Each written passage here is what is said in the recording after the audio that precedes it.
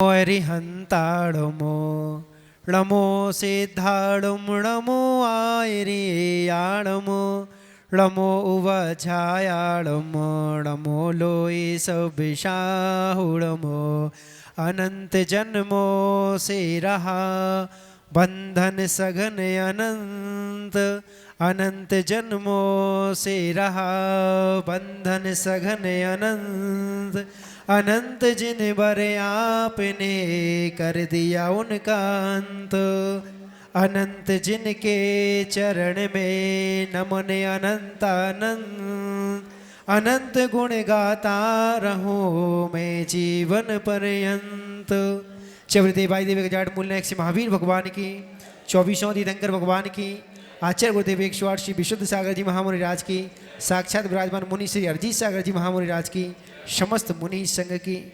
चलिए खड़े हो जाइए और पूज्य गुरुदेव से निवेदन करते हैं। हे गुरुदेव, आपके चरणों में नमोस्तु नमोस्तु नमोस्तु।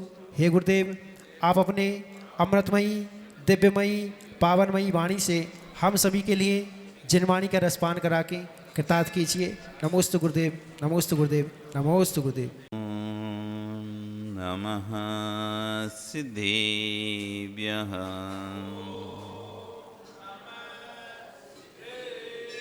ॐ नमः सिद्धेभ्यः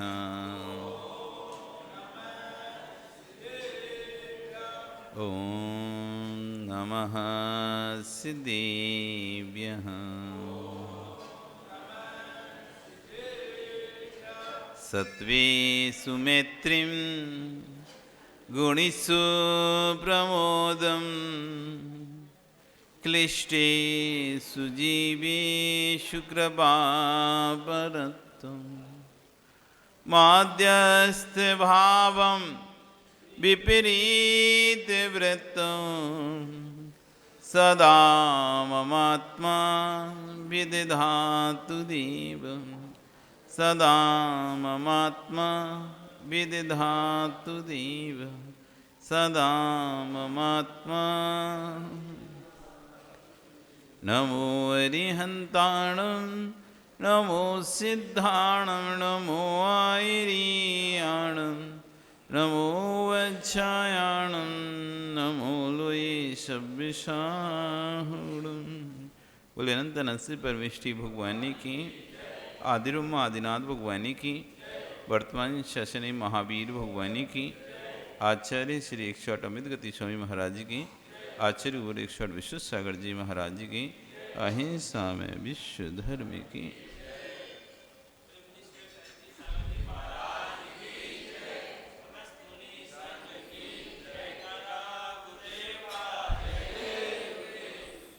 भवबंधु, वर्तमान शासन न्यायिक वर्धमान स्वामी के शासन में तीर्थंकर प्रभु की चरण निश्रा में बैठकर हम सभी जिन देशना का श्रवण कर रहे हैं। आचार्यगण विश्व सार जी महाराज कल अपनी सामयिक देशना में इस आपको समझा रहे थे कि जो भी कुछ है जब तक आँख खुली है तभी तक है। जिस दिन आँख बंद हो जाएगी तुम जो भी कमा के रखे हो वो तुम्हारा नहीं कहलाएगा, ना तुम्हारे साथ जाएगा। तेरे धन से कमाए हुआ कफन भी काम नहीं आएगा। फिर भी देखो रागी कैसा जीव है, जान रहा है समझ रहा है तब भी उसी में ही लिप्त है। जानता है हम तो दूसरे को देखकर हंसते हैं, ये देखो इसको पता है तब भी वैसी काम कर रहा है। हम दूसरे को देखकर हंसते हैं, कोई व्यक्ति को अपन समझाओ फिर भी वही करे और तुम हंसते हैं, देखो कितना समझाया फिर भी देखो इसने ऐसा काम किया और देखो हुआ ना घाटा इसको, हुआ ना नुकसान इसको, हुआ ना परेशानी। ये ऐसे करके उस पर हंसते हैं, पर स्वयं पर कब हंसेंगे? दूसरों पर तो हम हंस लेते हैं कि वो कैसा मूर्ख आदमी है। मूर्ख समझते हो किसे कहते हैं? मूर्ख मूर्ख किसे कहते हैं? जिसको कोई बात समझाई जाए और समझ में नहीं आए वही काम फिर से करे, वही काम फिर से करे, तो क्या मूर्ख आदमी है, इसको समझ नहीं आएगा। हंसी का पात्र बन रहा है। देखो तो इसको समझाया कि वो काम मत कर, फिर भी वही किया और देखो नुकसान हुआ, इसको घाटा हुआ। उस पर आप हंस रहे हैं, मूर्ख रहे। अपनी मूर्खता पर तो देखो आप, हम क्या होशियार हैं, कुशल हैं, अपन क्या कर रहे हैं? अपन भी वही तो मूर्खता कर रहे हैं। सब कुछ जान रहे हैं, समझ रहे हैं, तब भी उसी में ही वापस लिप्त हो रहे हैं। कह भी रहे हैं ये ठीक नहीं है।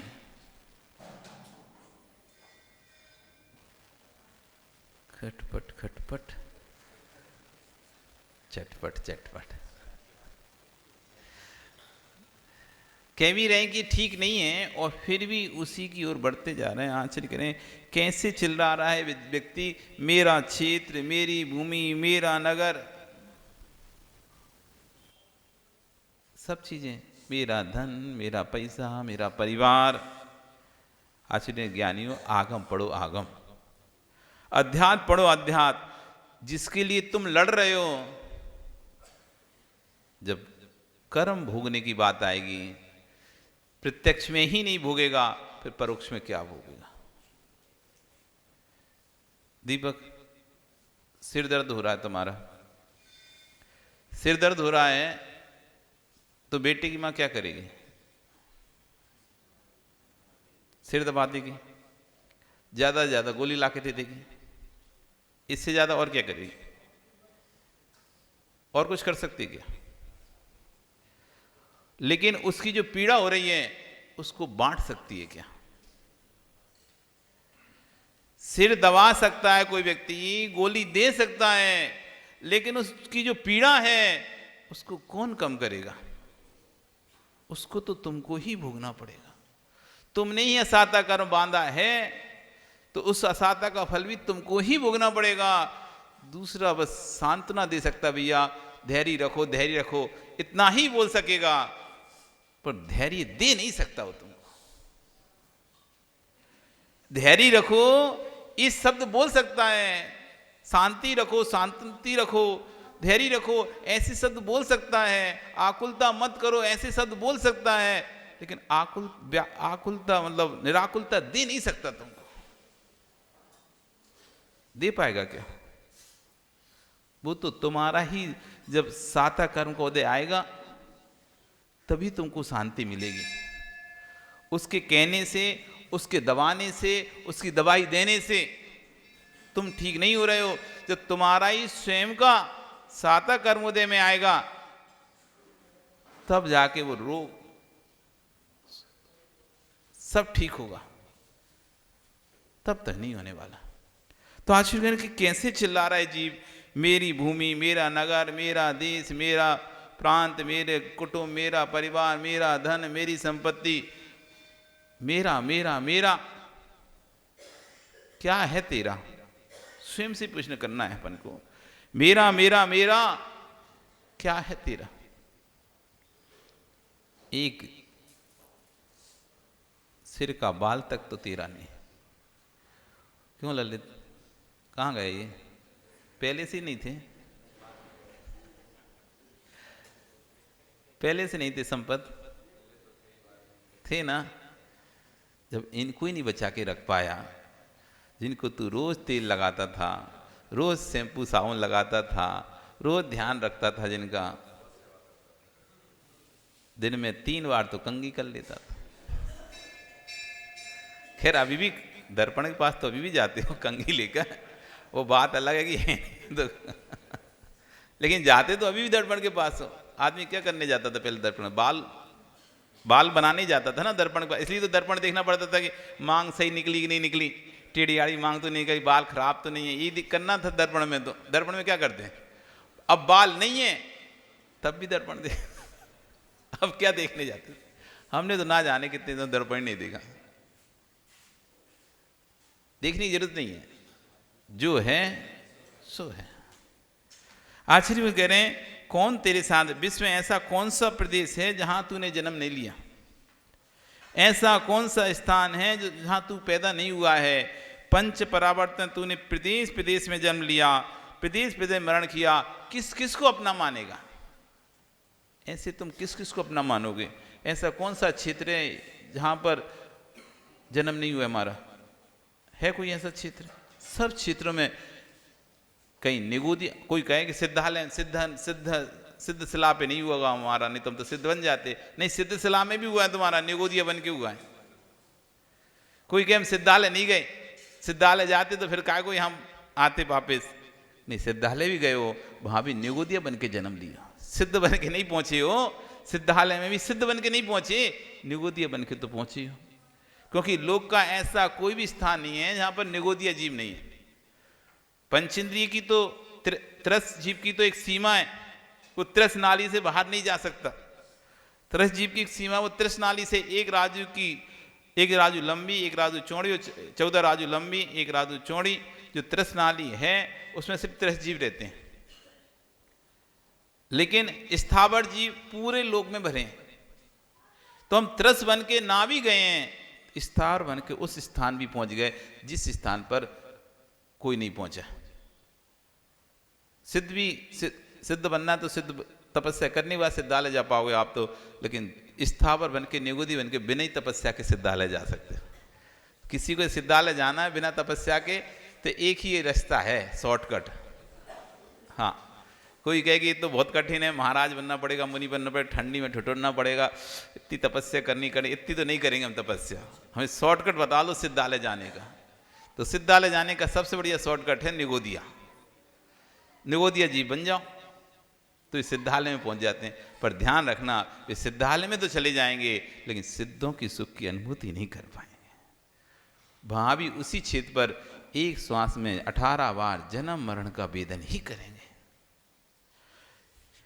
पंच परावर्तन में तूने प्रदेश प्रदेश में जन्म मरण किया है, अब तो इसको मिटाओ। जन्म मरण को मिटाने के लिए साधु बना जाता है। सिद्धों की भक्ति करते हुए भावना भाना, हे नाथ, मैं आपसे और कुछ नहीं चाहता हूं, ऐसा आशीष आपका हो कि अब मैं भी किसी माँ के गर्भ में ना हूं। मुझे भी किसी माँ का गर्भ नहीं चाहिए, जन्म मरण से रहित होकर सिद्ध अवस्था को पाऊं। इतनी करुणा मेरे अंदर आ जाए, अब मेरे वियोग में संसार की कोई नारी, कोई माँ ना बिलके। ऐसा भावना भाव कि इतनी करुणा चाहिए मुझे अंदर कि मैं जन्म मरण ही नहीं करूं। मरण करूंगा तो कोई ना कोई तो रोएगा, मुझे मरण ही नहीं करना। जब जन्म ही नहीं करूंगा तो मरण ही नहीं होगा। मेरे जन्म मरण का अभाव हो जाए। ये पृथ्वी, ये तृण, ये आसन, ये ज्ञान रूप समाधि के साधन नहीं है। जिसने कसाय को शांत कर लिया है, ऐसी आत्मा का ध्यान ही आसन है। करें कि समाधि के लिए कोई आसन की जरूरत नहीं है कि कोई पाटा, चोट, चटाई, तखत, इनसे समाधि नहीं होगी। समाधि होगी कसाय के शांत होने से। कसाय ही एक शांति ही एक ऐसा आसन है जिससे हमारी समाधि हो सकती है। वो हम कहीं किसी भी स्थान पर बैठ के कर सकते हैं।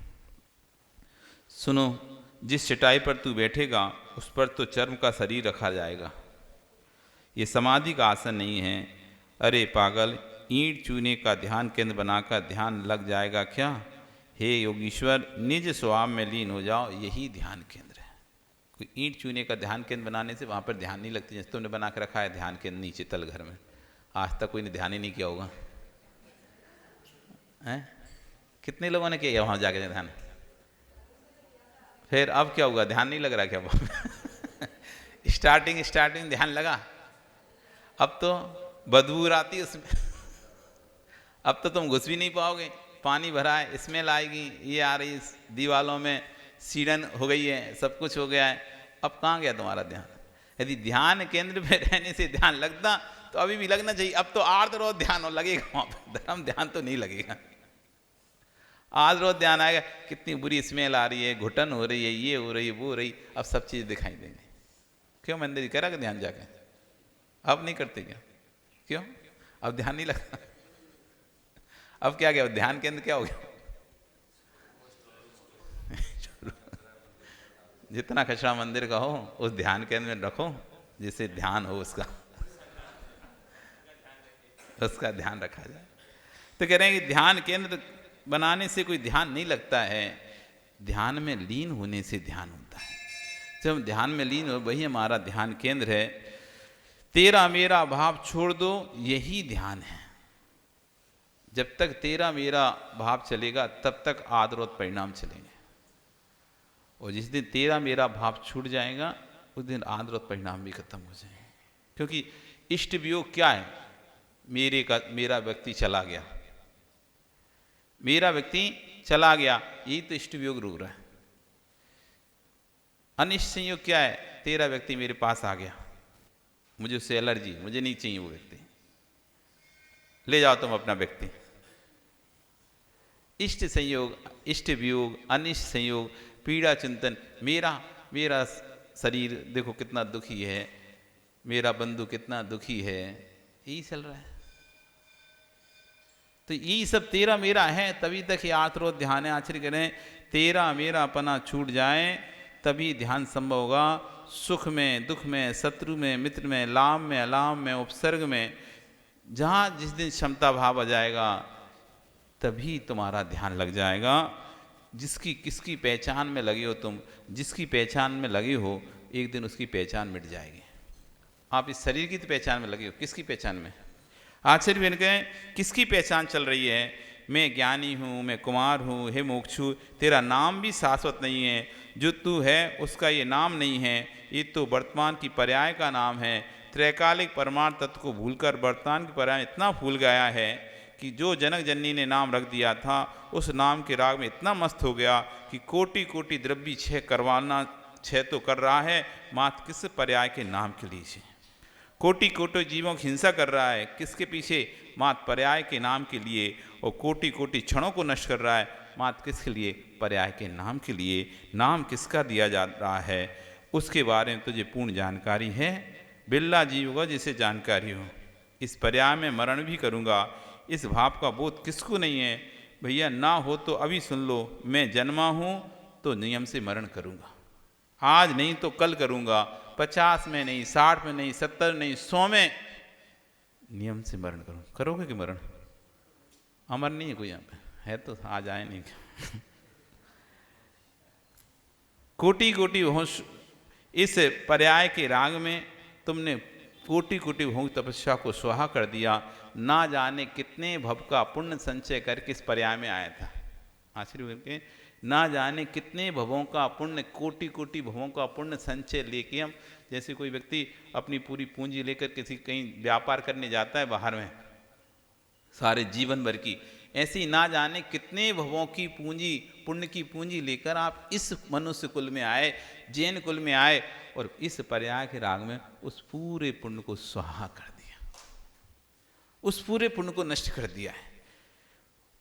कोटि भवों की तपस्या की थी, तब जाके ये तुम्हें मनुष्य पर्याय मिली थी। उत्तम कुल, जैन कुल मिला था, और मंदिर के पटिया के राग में, नाम के राग में तूने पूरी तपस्या को स्वाहा कर दिया।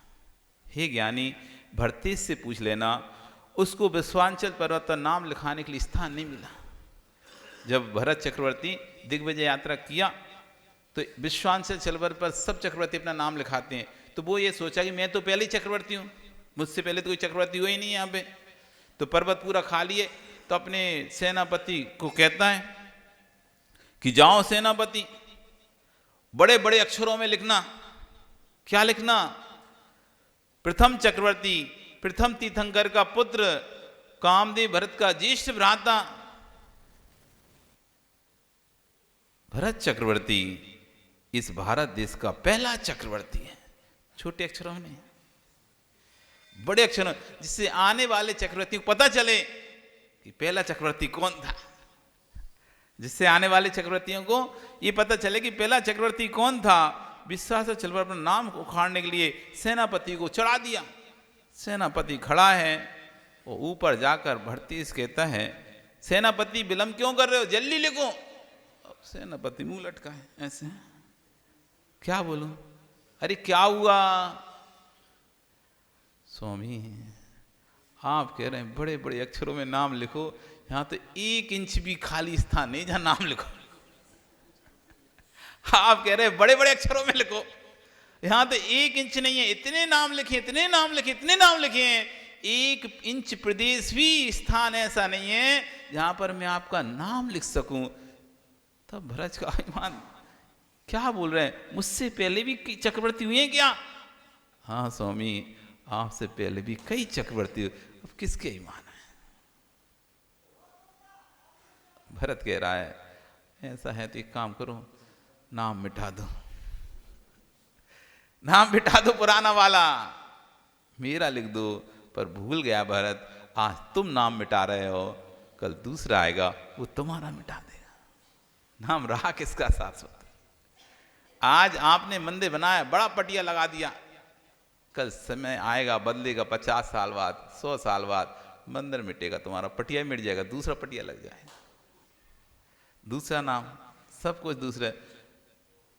अब तो गजब ही हो रहा है आजकल, तो भगवान ही पूरे चेंज कर देते हैं मंदिर तो छोड़ो, अब तो मंदिर तो अभी तक तो क्या था, मंदिर उतना ही चल रहा था, मंदिर चेंज हो रहे थे, पुराना टूट के, आज तक यही सी सुना था कि पुराना मंदिर टूट के नया मंदिर बन गया, लेकिन पहली बार सुन रहे हैं कि पुराने भगवान हटा के नए भगवान हाँ ऐसा हो रहा है। अब प्रभुत्व होता है ना तो गलत को भी लोग समर्थन कर देते, जबकि भगवान कैसे भी हों, चाहे समचतुरस हो, चाहे कोई कमी हो, एक बार प्रतिष्ठित होने के बाद फिर उन्हें हटा नहीं सकते, उस स्थान से भगवान को नहीं हटा सकते, हटाएंगे तभी जब उस स्थान पर समाज नहीं होगी तब। लेकिन काल, इसी का नाम पंचम काल है, इसी का नाम पंचम काल है, जो चीज नहीं होनी वो सब हो जाती है, सिर्फ नाम के राग में। किसके राग में? ये जो पुराने मंदिर तोड़े जा रहे हैं ना, और नए मंदिर, चाहे थे तो पुराने मंदिर को सुरक्षित करके नवीन स्थान पर नया मंदिर भी बना सकते थे, एक की जगह दो हो जाते, कोई संपत्ति घटती नहीं बढ़ती ही, जैनत्व घटता नहीं बढ़ता ही, जब नई प्रतिमा ही रखनी है तो नया ही मंदिर बना लो, पुराने को तोड़कर नई प्रतिमा क्यों रखना? पुराने को सुरक्षित कर दो, पुरातत्व भी रहा और नवीन पुरातत्व भी खड़ा हो गया, प्राचीन पुरातत्व भी रहा, क्योंकि नवीन स्थान, नवीन वस्तु हो जाने से, अब जैसे तुम्हारा घर है, उस पर लिखा है तुमने 1857 का या 1957 का आपका मकान है और आप लिख रखे, अब नया बनाओगे तो उस पर कौन सा सन लिखोगे? 1957? 2025 ही लिखोगे ना। अब कालांतर वो क्या कहलाएगा? 2025 का बना हुआ कहलाएगा, पुरातत्व खत्म। ऐसी प्राचीन जो मंदिर हैं 100 साल पुराने हैं, 150 साल पुराने हैं, उनको नष्ट करके नवीन मंदिर बना भी दिया तो पुरातत्व खत्म। जब भी उसकी टेस्टिंग होगी, पत्थर को टेस्ट किया जाएगा, कब का कितना प्राचीन पत्थर है, क्योंकि पता कैसे चलता है, लेबोरेटरी में पत्थर लेके जाया जाता है, जो पत्थर होता है मंदिर का, वो पत्थर को टुकड़ा ले लाया जाता है, ये पत्थर कितना पुराना है, उस पत्थर की जांच से पता चलता है कि ये मंदिर इतना पुराना। पुराने जो निकलते हैं ना, जमीनों से निकलते हैं, खुदाई में, मोहनजोदड़ो खुदाई में निकले, इधर हड़प्पा की खुदाई में सब सामान निकले, कितने साल पुराने हैं, कितने वर्ष पुराने हैं, ये कैसे पता चल रहा है? उसमें कोई प्रशस्ति थोड़ी ना कुछ लिखा है कितने। उस पत्थर को लेबोरेटरी में टेस्ट करवाया जाता है, वो टेस्टिंग होती है, टेस्टिंग से पता चलता है कि पत्थर इतना पुराना है, इसका मतलब कि ये इस संप्रदाय के अवशेष इतने पुराने से मिल रहे हैं, यानी इतना पुराना प्राचीन ये धर्म है, इतना प्राचीन ये पंथ है या संप्रदाय है, उससे पता चलता है। लेकिन आज नष्ट हो रहे हैं किसके पीछे? सब नाम के पीछे। पर आश्चर्य में कह रहे हैं, जब चक्रवर्ती ये नहीं सोच पाया, वो कह रहा है पटिया पलट दो, ठीक है आज तुम पलट दो, कल दूसरा आएगा वो तुमको पलटेगा, पक्का है, आएगा ही आएगा, और आता ही है परिवर्तन, ये प्रकृति का नियम है, कोई नहीं बचे। चाहे वे मुगल काल के देख लो, सब एक से एक, हुमायूं हो, अकबर हो, बाबर हो, बीर, सब आए, एक ने दूसरे का पलटा, दूसरे ने उसका पलटा, उसने आके उसका पलटा, सब एक दूसरे को पलट के, चाहे मुगलों का शासन रहा, चाहे अंग्रेजों का शासन रहा, चाहे मराठाओं का शासन रहा, इस भारत में कई शासन रहे, चाहे पुर्तगालियों का शासन रहा, कोई भी स्थिर नहीं रहा, वे सब एक आता है और एक समय तक रहता है, उसका पलटना ही होता है, और सब पलटते हैं, यही परिवर्तन है। आपके घर की व्यवस्था देख लो, कभी किसी के हाथ में थी, अब किसी के हाथ में, कभी दादा चलाते थे तो अब पिता चलाने लगा, अब पिता से बेटा चलाने लगा, बेटे से उसका बेटा चलाने लगे। सत्ता सबके हाथ में नहीं रहती, बदलती रहती, बदलती, परिवर्तन होता रहता है। नाम किसी का नहीं रहता, बदल जाते हैं। वृषभाचल पर्वत पर सेनापति खड़ा है, कहता है स्वामी क्षमा करो, वृषभाचल पर्वत पर इतना स्थान नहीं है जहां आपका नाम लिखा जा सके। एक क्षण के लिए चक्रवर्ती शांत होकर मान के घूंट को पी लिया, लेकिन पुनः मान ने धक्का मार दिया। बोलता है क्या मेरे पूर्व में भी कोई चक्रवर्ती हुए हैं? नाथ, एक दो नहीं, कोटि कोटि चक्रवर्ती हुए हैं। ऐसा कोई स्थान नहीं बचा जहां आपका नाम लिखा जा सके। हे मान, तूने पुमान को अमान कर दिया। कौन गुरु, कौन शिष्य, कौन पूज, ये तभी तक दिखता है जब तक मान नहीं होता। कौन गुरु, कौन शिष्य, कौन पूज, ये कब तक? जब तक मान खड़ा नहीं हुआ। और जिस दिन मान आ जाता है, पूज्यों को भी धक्का देकर अपनी पूजा के लिए खड़ा हो जाता है। पूज्य पर भी धक्का, पूज पर भी को भी गाली दे देता है, पूज को भी अशुभ शब्दों का उपयोग कर लेता है, पूज पे भी धक्का दे देता है। कह रहे हैं जब मान खड़ा होता है, ज्ञानी यही ध्रुव सत्य समझना, तीर्थंकर अंत की पिता में विराजमान हो। यदि किसी ज्ञानी का नाम बुलाया जाए तो इसका सम्मान किया जाए, तो ये भूल जाएगा कि 3 लोक के नाथ विराजे हैं। फिर भूल जाएगा, यदि मंदिर में भी आए और किसी का नाम बुलाया, सम्मान किया जाए, फिर भूल जाएगा 3 लोक के नाथ विराजे ने। इन महान सम्मानित चरणों में क्या इस पुद्गल पिंड का सम्मान, उनको ही भूल जाता है। भगवान और गुरु के सामने माला डलवाने में कभी नहीं डरता है। सम्मान अकेले में भी तो हो सकता था, नहीं नहीं, पहले महाराज को बुला के लाओ, उनके सामने सम्मान अच्छा लगेगा। हे रागी, जिनने मान छोड़ा, मालाएं छोड़ी, उनके चरणों में तू निर्मल भाव नहीं कर पाया, वहाँ पर भी माला ही पहनने का पहुँच गया। जिनके तन पर धागा नहीं है, उनके पाद में खड़े होकर तू कौन सा साल ओढ़ रहा है? नागा साल। तू साल ओढ़ना चाहता है, ज्ञानी वे साल उतारने की बात करते हैं, उस साल ओढ़ने के चरणों में खड़ा है। हे मान, तुझे धिक्कार हो। इस मान में जिस भूतल पर खड़े हो, निर्वस्त्र होने के परिणाम आना चाहिए। उस भूतल पर खड़े होकर माला फेरने के परिणाम आना चाहिए। उस भूतल खड़े होकर माला पहनने के परिणाम आ रहे हैं। यही तेरी संसार की माला दीर्घ है। ऐसे जिस स्थान पर जिनके चरणों में आकर तो माला उतारने के वस्त्रता में भाव आना चाहिए, वहाँ पर माला पहनने और माला वस्त्र पहनने के भाव आ रहे हैं, तभी तुम्हारे संसार की माला दीर्घ है। बहुत लंबा समय है, अभी समय हो गया। कल फिर आओगे? पर आ रही है तो आ जाओ। अब तो चलती बिरिया है, उड़ती हाट है। जैसे उड़ती हाट रहती है, माल सस्ता रहता है, जितना बटोरना बटोरना, बाद में तो फिर कुछ नहीं मिलने वाला। इसलिए बोली भगवान महावीर स्वामी की।